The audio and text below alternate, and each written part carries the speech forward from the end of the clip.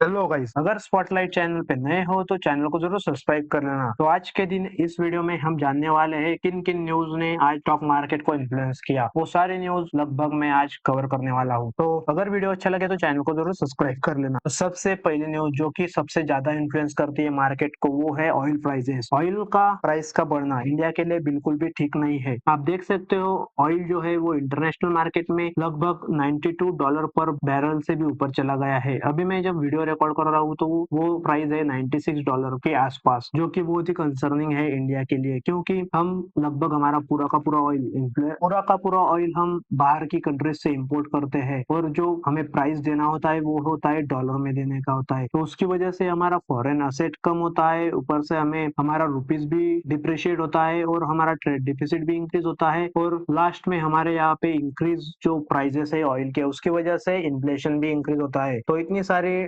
Point को जो oil होता है वो इन्फ्लुएंस करता है। तो उसकी वजह से हमें आज सेंसेक्स में लगभग 715 पॉइंट्स की गिरावट स्टार्टिंग में ही दिखाई दी, और हमारा जो निफ्टी 50 है वो भी 24,000 के नीचे आते हुए हमें दिखाई दिया। और ऊपर से इतना कुछ हो रहा है, $95 पर बैरल से भी ऊपर ऑयल चला गया। और मार्को रूबियो जी कह रहे हैं कि जो भी टॉक्स चल रहे हैं उनमें कोई सीरियस स्टॉक अभी तक नहीं हुआ है, जो कि बहुत ही कंसर्निंग है। जितनी देर तक ये जो वॉर है यूएस ईरान का वो चालू रहेगा, उतना ही इंडिया को उसका नुकसान होता रहेगा। तो जितना जल्दी ये वॉर बंद हो जाएगा उतना ही इंडिया को बेनिफिशियल रहेगा। तो चलिए चलते हैं नेक्स्ट न्यूज की तरफ। क्वार्टर 1 का जो रिजल्ट है उसका सिलसिला चालू है। बजाज ऑटो ने अपने नंबर दिखाए, नंबर के बाद वो शेयर लगभग 6% से अप होते हुए दिखाई दिया। वही डिफेंसिव बाइंग में जो एफएमसीजी के स्टॉक्स है जैसे कि नेस्ले और टाटा कंज्यूमर, वो हमें अब दिखाई दिए। वही इंडिगो का ये जो नंबर है उसके बाद इंडिगो के शेयर में हमें गिरावट होते हुए दिखाई दी, क्योंकि इंडिगो एक्चुअल में लॉस में चली गई है। अगर अदर स्टॉक्स की बात करें तो उसमें भी हमें फियर ही दिखाई दे रहा है। उसके बाद एक स्नैपशॉट देख लेते हैं मार्केट्स का। आप देख सकते हो जो मार्केट्स है, बीएससी में हमें गिरावट दिखाई दे रही है, वही निफ्टी 50 में भी गिरावट दिखाई दे रही है। बैंक निफ्टी भी बहुत ही अच्छी खासी तरीके से डाउन हो चुका है, जो कि हमारे निफ्टी को डायरेक्टली इन्फ्लुएंस करता है। वही विक्स भी हमें अब जाते हुए दिखाई दे रहा है। मिड कैप स्मॉल कैप भी डाउन होते हुए दिखाई दे रहा है। वही हमारा जो रुपी है वो भी लगभग उसके लाइफ टाइम लो के करीब है। इतना वीक रुपी हमने कभी भी नहीं देखा था। ब्रेंट क्रूड 95 से ऊपर चला गया है, जो कि 4.6% की इंट्राडे जंप करते हुए दिखाई दे रहा है। वही गोल्ड हमें इंक्रीज होते हुए दिखाई दे रहा है, क्योंकि गोल्ड को सेफ हेवन माना जाता है, और ऐसे अनसर्टिनिटी में हमें गोल्ड ऊपर जाते हुए दिखाई दे रहा है। अगर स्टॉक्स की बात करें तो हमें इंडिगो सबसे ज्यादा निफ्टी 50 में डाउन होते हुए दिखाई दे रहा था, क्योंकि इंडिगो को नंबर बिल्कुल भी अच्छे नहीं आए। उसके बाद Jio finance, SBI, Axis bank, Cipla, और जो अप दिखाई दिए वो थे Tata consumer, Titan, ONGC, Nestle India और बजाज ऑटो, क्योंकि बजाज ऑटो के नंबर बहुत ही बढ़िया हमें आते हुए दिखाई दिए। अगर सेक्टर वाइज परफॉर्मेंस की बात करें तो आप देख सकते हो निफ्टी ऑटो ने सबसे अच्छा परफॉर्मेंस किया। उसके बाद निफ्टी एफएमसीजी ने, एफएमसीजी स्टॉक जो रहते हैं वो डिफेंसिव स्टॉक्स माने जाते हैं। उसके बाद अगर गिरावट की बात करें तो एनर्जी, मेटल और अदर जो हमें आप यहाँ पे देख सकते हो, जो कि आईटी भी उन्हीं के साथ है, इन सभी स्टॉक में गिरावट होते हुए दिखाई दी। लेकिन निफ्टी रियलिटी और निफ्टी मीडिया ने कुछ हद ही पार कर दी। ये जो इंडेक्स है वो लगभग 2.68% से डाउन होते हुए हमें दिखाई दिए, जो कि बहुत ही बुरी बात है। उसकी बात कर लेते हैं एफआईआई और डीआईएस की। आपको पता ही होगा कि डीआईएस ने अपनी जो सेलिंग है वो कंटिन्यू रखी है। वही हमारे जो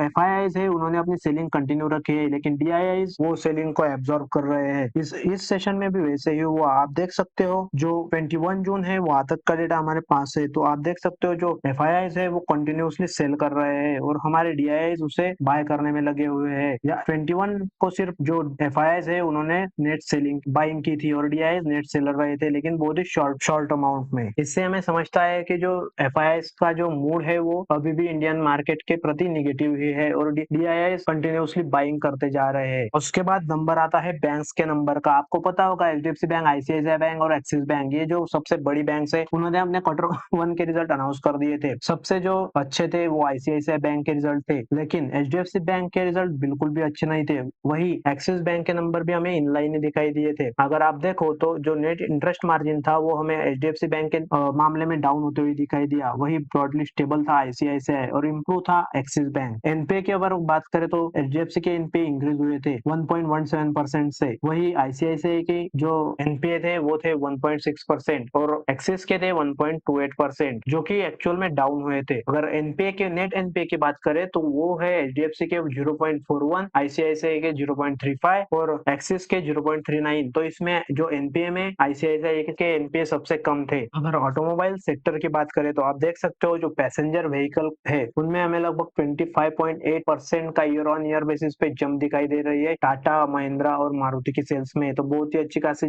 तरीके से हमें ऑटो सेल्स जंप करते हुए दिखाई दे रहे हैं। तो अगर कंपेयर करें तो आप देख सकते हो कि जो मारुति सुजुकी है उसमें सबसे ज्यादा जंप हमें दिखाई दे रही है लगभग 23.8% की। उसके बाद आता है नंबर टाटा मोटर का 67% की जंप। लेकिन इनके जो नंबर है वो उनका जो बेस है वो एक्चुअल में कम है, उसकी वजह से ये जो परसेंटेज में हमें ज्यादा दिखाई दे रहा है लेकिन एक्चुअल में नंबर कम है। महिंद्रा टाटा मोटर के बाद आता है 27% के जंप के साथ, इनके 60,393 व्हीकल्स बिके। हुंडई आता है 51,000 पे -3, इनका एक्चुअल में ग्रोथ नहीं हुआ और -3% ईयर ऑन ईयर दिखाई दे रहा है। अगर हुंडई के बाद बात करें तो नंबर आता है टोयोटा का, यहाँ पे भी 7% की ग्रोथ है और किया में 19% की ग्रोथ है। तो टाटा मोटर्स में हमें परसेंटेज वाइज सबसे ज्यादा ग्रोथ दिखाई दे रही है। अगर हाफ ईयर की बात करें तो इनके मारुति सुजुकी के जो यूनिट्स बिके वो लगभग 5,25,000 तक है, टाटा मोटर के है 1,80,000, महिंद्रा के है 1,74,000 और हुंडई के है 1,39,000 और टोयोटा के है 89,000। तो बहुत ही अच्छी खासी जंप हमें यहाँ पे सभी के नंबर्स में होते हुए दिखाई दे रही है। पैसेंजर व्हीकल में जो सबसे इंपॉर्टेंट चीज है वो है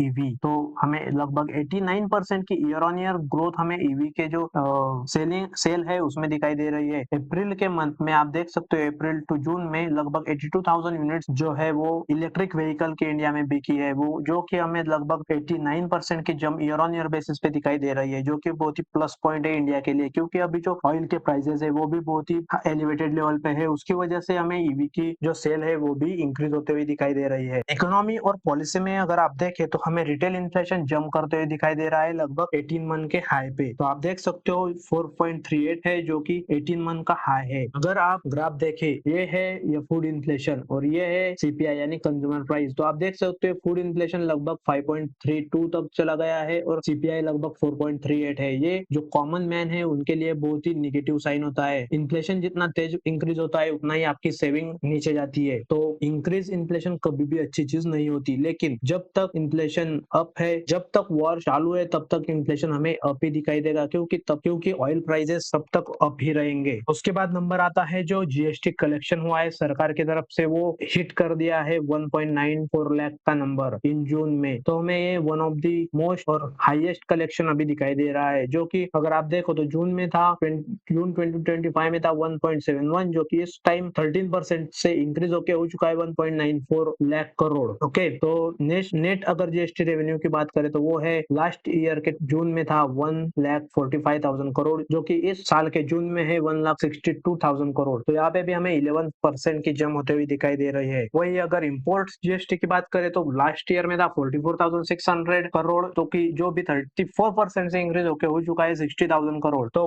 जीएसटी कलेक्शन में हमें बहुत ही अच्छी खासी जंप होते हुए दिखाई दे रही है, जिसका मतलब है कि इंडिया में जो बिजनेस एक्टिविटी है वो भी इंक्रीज हो रही है, जो कि इंडिया के लिए एक्चुअल में बहुत ही बढ़िया चीज है और स्टॉक मार्केट के लिए भी। थोड़ा बात कर लेते हैं इंटरनेशनल या फिर यूएस स्टॉक्स की। आप देख सकते हो जो कि हमें क्रूड ऑयल 94 के ऊपर जाते हुए दिखाई दे रहा है। ये इंक्रीज क्रूड ऑयल के प्राइसेस यूएस मार्केट को भी डायरेक्टली इफेक्ट करते हैं। यूएस में भी इंक्रीज क्रूड ऑयल की वजह से इन्फ्लेशन इंक्रीज होता है, जो कि वहाँ के जो कॉमन पीपल है उनको डायरेक्टली अफेक्ट करता है। उसी वजह से आप देख सकते हो यूएस का जो मार्केट है वो भी हमें डाउन होते हुए दिखाई दे रहा, लेकिन इंडिया के मुकाबले थोड़ा कम वहाँ पे इफेक्ट हमें दिखाई दे रहा है, क्योंकि यूएस भी सबसे बड़ा एक्सपोर्टर है ऑयल का और सबसे ज्यादा प्रोड्यूस भी यूएस ही करता है। उसकी वजह से डो जोन में हमें 0.01% निगेटिव दिखाई दे रहा है, लेकिन नैस्डैक, एसएनपी यहाँ पे हमें स्लाइड गिरावट होते हुए दिखाई दे रही है। वही नाइकी जो है वो हमें 0.55% से अप होते हुए दिखाई दे रहा है। वही अगर साउथ कोरिया के मार्केट की बात करें जो कि स्ट्रेट ऑफ हॉर्मुज पे बहुत ही ज्यादा डिपेंडेंट है, वहाँ पे भी हमें 2.30% की जंप होते हुए दिखाई दे रही है। उसके बाद जो इम्पोर्टेंट न्यूज है वो है यूएस और ईरान के जो वॉर चालू है अभी उसकी, तो जो नेवल ब्लॉकेड है वो और भी इंटेंसिफाई हो गया है और जो टैंकर पे स्ट्राइक है वो कंटिन्यूअसली चालू है। उसकी वजह से ऑयल प्राइसेस इंक्रीज हो चुके हैं और अभी तो न्यूज आ रही है कि जो हouthis रिपेल है यमन के, उन्होंने जो अदर स्ट्रेट था वो भी ब्लॉक कर दिया है, यानी कि बब अल मंडेब स्ट्रेट। तो इससे ये होगा कि जो ऑयल स्ट्रेट ऑफ हॉर्मुज को बाईपास करके बब अल मंडल स्ट्रेट से आ रहा था वो भी इंडिया तक नहीं पहुंच सकेगा। उससे इंडिया पर अभी और भी खतरा बढ़ने की आप गुंजाइश रख सकते हो। और जितना मार्केट में अनसर्टेनिटी बढ़ेगी उतना एक चीज को सबसे ज्यादा फायदा होगा, जो कि है गोल्ड। आपको पता ही होगा कि गोल्ड की प्राइसेस तब ऊपर जाती है जब बाकी सारी जगह पे फियर होता है और गोल्ड एक सेफ एसेट माना जाता है। आप देख सकते हो bullion hit fresh high safe as safe haven demand grows. जब जब मार्केट में जियोपॉलिटिकल रिस्क इंक्रीज होता है तब तब गोल्ड एक न्यू हाईस को टच करता है। ये हिस्ट्री रही है। आप देख सकते हो इन रिसेंट डेज हालांकि गोल्ड की प्राइस डाउन हुई थी लगभग 30% से, लेकिन जैसे जैसे अभी ये वॉर की सिचुएशन इंक्रीज हो रही है गोल्ड के प्राइसेस भी हमें अब जाते हुए दिखाई दे रहे हैं, क्योंकि अनसर्टेनिटी हर रोज इंक्रीज हो रही है। उसकी वजह से जो एमसीएक्स पे गोल्ड की प्राइसेस है वो आप देख सकते हो 1.44% से अप हुई, इंटरनेशनल भी 1.49% से अप हुई और ब्रेंट क्रूड जैसे ही अप हुआ वैसे ही हमें उसका इम्पैक्ट गोल्ड पे भी आते हुए दिखाई दिया। और भी एक बार सारे चीजें रिवाइज कर लेते हैं। अगर सेंसेक्स की बात करें, सेंसेक्स हमें डाउन होते हुए दिखाई दिया लगभग 0.92% से। निफ्टी हमें डाउन होते हुए दिखाई दिया 0.98% से। उसके बाद बैंक निफ्टी डाउन होते हुए दिखाई दिया, Nifty mid cap, Nifty IT, Nifty media, Nifty reality और पब्लिक सेक्टर बैंक। तो यहाँ पे हमें इंडियन मार्केट में ब्रॉड गिरावट होते हुए दिखाई दिया। सिर्फ एक ही गिरा था जो कि था निफ्टी ऑटो। उसके बाद अगर कमोडिटीज की बात करें तो कमोडिटी में आप देख सकते हो रूपी रिकॉर्ड लो पे चला गया है, ब्रेंट क्रूड शार्प रैली दिखा चुका है और 96 के भी पार चला गया है। WTI क्रूड भी बहुत ही अच्छी खासी रैली हमें होते हुए दिखाई दे रही है। गोल्ड की प्राइस अनसर्टेनिटी की वजह से जंप करते हुए दिखाई दे रही है।